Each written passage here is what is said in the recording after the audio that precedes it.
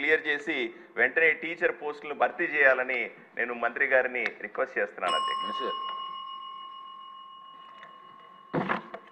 అధ్యక్ష. ప్రత్యేక అవసరాలు గల పిల్లల్ని నేను పాదయాత్రలో కూడా కలుస్తాం జరిగింది. వాళ్ళ తల్లిదండ్రులు ప్రత్యేకంగా రాయలసీమలో ఎక్కువ ఉన్నారు. వాళ్ళ తల్లిదండ్రుల పిల్లలు తీసుకొచ్చి నాకు చూపిస్తాం జరిగింది. ఆదుకోవాలని కూడా ఆనాడు కోరటం జరిగింది. అంటే తల్లి తండ్రి ప్రేమ చాలా, వాళ్ళు ఎంత చూపిస్తారో మనందరం చూస్తాం. ఆ పిల్లల్ని మోసుకుంటూ వచ్చి కిలోమీటర్లు మోసుకుంటూ వచ్చి ఈ ప్రభుత్వం ఏర్పాటు చేసిన భవిత స్కూల్స్కి తీసుకెళ్తాం కానివ్వండి, వాళ్ళకి కావాల్సిన కేర్ ఇవన్నీ చేస్తాం కానివ్వండి, అవన్నీ నేను స్వయంగా చూశాను. కూన రవి గారు ప్రత్యేకంగా ఈ 21 కేటగిరీస్ ఏదైతే ఉన్నో ఎక్కువ శాతం దేంట్లో ఉన్నారని అడిగారు అధ్యక్ష. స్పెషల్ లెర్నింగ్ డిసెబిలిటీస్లో 10,000 మంది విద్యార్థులు ఉన్నారు. మెంటల్ ఇల్నెస్లో ఒక 8,000 మంది విద్యార్థులు ఉన్నారు. అదేవిధంగా స్పీచ్ అండ్ లాంగ్వేజ్ డిసెబిలిటీస్లో 6,900 మంది ఉన్నారు. లో విజన్లో ఇంకొక 6,900 మంది విద్యార్థులు ఉన్నారు. మల్టిపుల్ డిసెబిలిటీస్ 6,200, లోకోమోటర్ ఇంపైర్మెంట్ 6,206 మంది ఉన్నారు. అధ్యక్ష, కేంద్రంలో కూడా సుప్రీంకోర్టులు ప్రత్యేకంగా ఆర్డర్స్ ఇచ్చారు. 1:10 రేషియో మెయింటైన్ చేస్తే, అంటే టీచర్ టు స్పెషల్ నీడ్ స్టూడెంట్స్కి 1:10 రేషియో మెయింటైన్ చేయాలని వాళ్ళు కూడా చెప్తాం జరిగింది.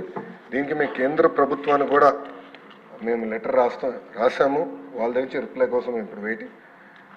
మీరు చూస్తే ఇక్కడ జిల్లాల వారికి వెళ్తే నంబర్స్ ఓవరాల్గా పెద్దగా ఉన్న, జిల్లా వారికి వచ్చేగల తక్కువ ఉంటాయి. ప్రత్యేకంగా మళ్ళీ దాంట్లో నియోజకవర్గం వారికి వెళ్తే ఇంకా తక్కువ అవుతాయి.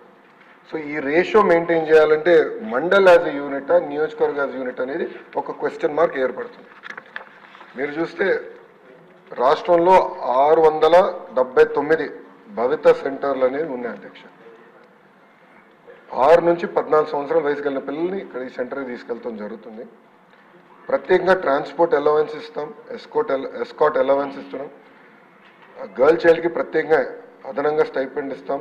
ఇంకా హోమ్ బేస్డ్ ఎడ్యుకేషన్ కూడా, అంటే ట్యూషన్లు ఆయన పెట్టుకోవాలంటే అదనంగా కూడా ప్రభుత్వం డబ్బులు ఇస్తుంది. కానీ నన్ను అడిగితే ఇది సరిపోదు. ఒక మాటలు నాకు చెప్తే ఇది సరిపోదు.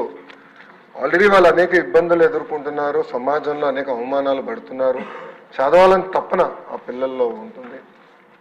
వాళ్ళు అది అధిగమించుకుని ఎలా వెళ్ళాలి దానిపైన కూడా మేము వాస్తవంగా చెప్పాలి, నెల అయింది నేను మంత్రి అయ్యి, నిన్నటితో నెల అయింది. Vast subject. నేను కూడా అధికారులతో చర్చిస్తున్నాను. ఈ 1:10 ఎట్లా సాధ్యమవుతుంది, అంటే యూనిట్ ఎట్లా చేయాలి, ఇంకా తల్లిదండ్రులు ఈ పిల్లల్ని దూరంగా తీసుకెళ్ళగలుగుతారా లేదా, అది ఎట్లా చేయాలనే దానిపైన మేము కూడా చర్చిస్తున్నాం. మొన్న కూడా మీరు చూశారు అధ్యక్ష, ఐఐటి ఎన్ఐటి స్టూడెంట్స్ వికలాంగులు, అంటే వాళ్ళు అనేక అవమానాలు ఎదుర్కొంటారు సమాజంలో. అలాంటిది చదవాలన్న పట్టుదలతో చదివి టెక్నికల్ రీజన్ వల్ల ఐఐటి ఎన్ఐటిలో వాళ్ళకి అడ్మిషన్స్ రాలేదు. దానికి మేము ఎతికి 1992 ఒక ప్రత్యేక జియో ఉంటే అది కోట్ చేసి యుద్ధ ప్రాతిపదికంగా జియో ఇస్తే సుమారుగా 45 మంది పిల్లలు ఈరోజు ఐఐటి ఎన్ఐటికి వెళ్ళారు. అది ఈ ప్రభుత్వంకున్న చిత్తశుద్ధి. పెద్దలు అడిగారు, కూన రవికుమార్ గారు ప్రత్యేకంగా అడిగారు, గవర్నమెంట్ శాంక్షన్డ్ పోస్ట్ 860లో recruited 703, to be recruited held up in court cases 157. గౌరవ సభ్యులు ఆ కోర్ట్ కేసు డీటెయిల్స్ కూడా అడిగారు అధ్యక్ష. అది నేను గౌరవ సభ్యులకు ఇస్తాను. గౌరవ సభ్యులు కూడా నేను కోరేది కొంచెం సమయం ఇవ్వమని కోరుతున్నాను. ఎందుకంటే నేను కూడా కొత్తగా వచ్చాను. డిపార్ట్మెంట్ మొత్తం వాస్తవం చెప్పాలంటే మా అధికారుల సమయం మొత్తం ఈ లీగల్ లిటిగేషన్లోనే పోతుంది అధ్యక్ష. అంటే గత ప్రభుత్వం అనాలోచితం వల్ల అన్ని కోర్టుకి వెళ్తున్నారు, పార్టీస్ అన్ని కోర్టుకి వెళ్తున్నారు, స్టేజ్ వస్తున్నాయి, అనేక డైరెక్షన్స్ వస్తున్నాయి. అవి కంప్లై చేసి అది ఏంటని అర్థం చేసుకున్నప్పుడు మళ్ళీ కంటెంప్ట్ ఆఫ్ కోర్ట్ కూడా వస్తుంది. సో మా అధికారుల సమయం అంతా దాంట్లో పోతుంది. వాళ్ళకి ఆల్రెడీ ఆదేశాలు జారీ చేశాను. అసలు ఎన్ని కోర్టు కేసులు ఉన్నాయి, ఎందుకు ఉన్నాయి, ఏంటి, దానికి శాశ్వత పరిష్కారం ఏంటి, దాన్ని ఎట్లా ముందలు తీసుకెళ్ళాలి, ప్రభుత్వం లిటిగేట్ చేయకూడదు అని నేను క్లియర్గా చెప్పాను. దాంట్లో భాగంగా ఇది కూడా ఉంది. తప్పనిసరిగా నేను తీసుకొచ్చి లీగల్ ఇష్యూని ఎట్లా సాల్వ్ చేయాలో తప్పనిసరిగా నేను చేస్తాను. ఇంకో పక్కన 2011ది అడిగారు. ఆనాడు ఎగ్జామ్ ఏర్పాటు చేసినప్పుడు ప్రీ క్వాలిఫికేషన్ చేశారా లేదా అని అడిగారు. ఆ వివరాలు వాస్తవం నా దగ్గర ఇప్పుడు లేదు అధ్యక్ష. నేను కనుక్కుని కూన రవి గారికి నేను సప్లిమెంట్లో ఆయనకి చేరవేస్తాను. అదేవిధంగా వాళ్ళకి అవసరమైన వసతులు కూడా కల్పించాలి. ఆల్రెడీ కొంత వర్క్ చేశాం అధ్యక్ష. నేను కూడా అంటే ఈ ప్రశ్న వచ్చిన తర్వాత ఫోటోలు వీడియోలు కూడా తెప్పించుకున్నా. స్పెషల్ కేర్ ఇవ్వాలి అధ్యక్ష పిల్లలకి, అంటే ఎలాంటి సందేహం లేదు. అంటే వాస్తవంగా శ్రీకాకుళం విజయనగరం వరకు నా పాదయాత్ర వెళ్ళలేదు.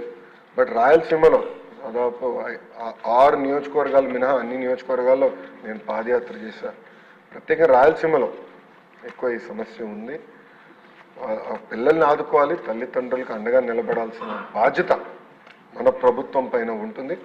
తప్పనిసరిగా దీనిపైన ఒక స్పెషల్ కార్యాచరణ ఏర్పాటు చేస్తాం. గతంలోనే చెప్పాను, ఒక 100 డే యాక్షన్ ప్లాన్, 100 రోజులు ఒక యాక్షన్ ప్లాన్ మేము తయారు